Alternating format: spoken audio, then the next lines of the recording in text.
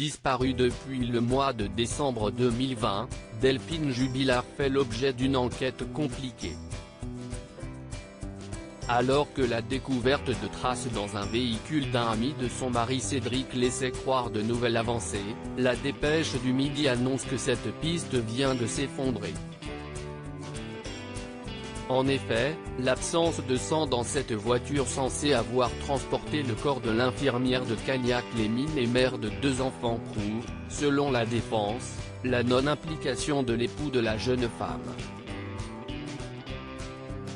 À ce jour et à ce stade des investigations techniques et scientifiques, les présumées taches de sang retrouvées dans des points distincts du véhicule appartenant à un ami de Cédric Jubilard, et qui aurait pu servir à transporter le corps de l'infirmière de Cagnac-les-Mines, n'ont rien à voir avec de l'hémoglobine, écrit la Dépêche.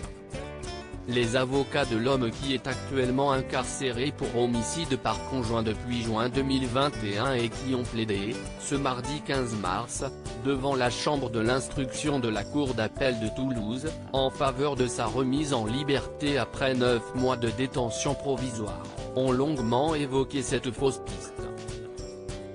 Ils pointent du doigt l'instruction qui patine et parlent même de désastre judiciaire.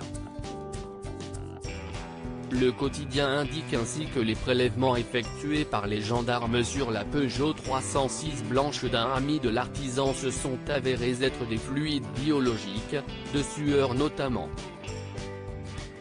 La recherche de sang s'est avérée négative après le passage du Blue Star et d'autres compléments détectant des éléments sanguins, ajoute le journal.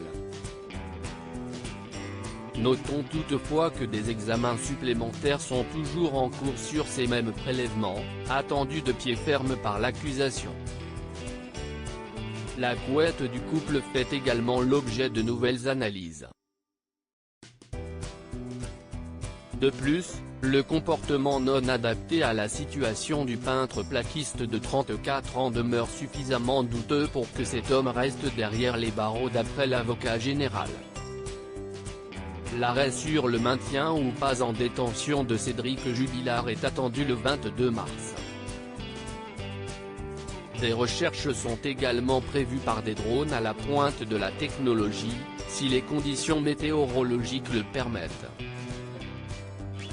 Cédric Jubilard reste présumé innocent des faits qui lui sont reprochés jusqu'au jugement définitif de cette affaire.